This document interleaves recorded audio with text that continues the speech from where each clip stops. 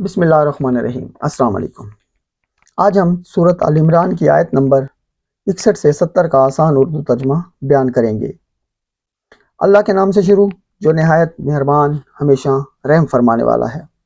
پس آپ کے پاس علم آ جانے کے بعد جو شخص عیسیٰ علیہ السلام کے معاملے میں آپ سے جھگڑا کرے تو آپ فرما دیں کہ آ جاؤ، ہم مل کر اپنے بیٹوں کو اور تمہارے بیٹوں کو اور اپنی عورتوں کو اور تمہاری عورتوں کو اور اپنے آپ کو بھی اور تمہیں بھی ایک جگہ پر بلا لیتے ہیں، پھر ہم گڑ گڑا کر دعا کرتے ہیں اور جھوٹوں پر اللہ کی لعنت بھیجتے ہیں۔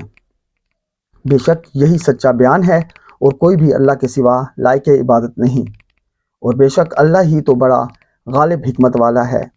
پھر اگر وہ لوگ روح گردانی کریں تو یقیناً اللہ فساد کرنے والوں کو خوب جانتا ہے۔ آپ فرما دیں، اے اہل کتاب، تم اس بات کی طرف آ جاؤ جو ہمارے اور تمہارے درمیان یکساں ہے، وہ یہ کہ ہم اللہ کے سوا کسی کی عبادت نہیں کریں گے اور ہم اس کے ساتھ کسی کو شریک نہیں ٹھہرائیں گے، اور ہم میں سے کوئی ایک دوسرے کو اللہ کے سوا رب نہیں بنائے گا۔ پھر اگر وہ روح گردانی کریں تو کہہ دو کہ گواہ ہو جاؤ کہ ہم تو اللہ کے تابع فرمان مسلمان ہیں۔ اے اہل کتاب، تم ابراہیم علیہ السلام کے بارے میں کیوں جھگڑتے ہو، حالانکہ تورات اور انجیل جن پر تمہارے دونوں مذہبوں کی بنیاد ہے تو نازل ہی ان کے بعد کی گئی تھی۔ کیا تم اتنی بھی عقل نہیں رکھتے؟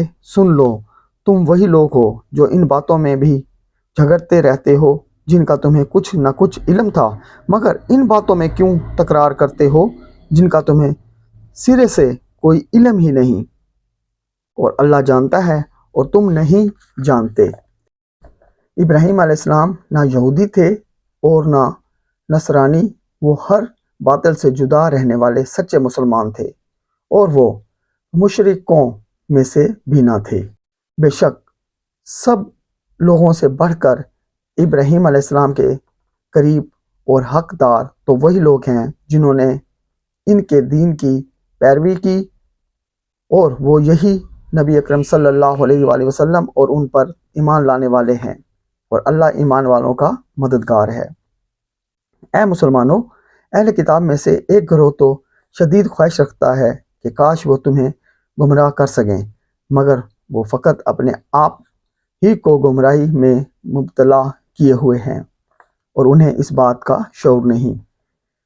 اے اہل کتاب، تم اللہ کی آیتوں کا انکار کیوں کر رہے ہو، حالانکہ تم خود گواہ ہو، یعنی تم اپنی کتابوں میں سب کچھ پڑھ چکے ہو۔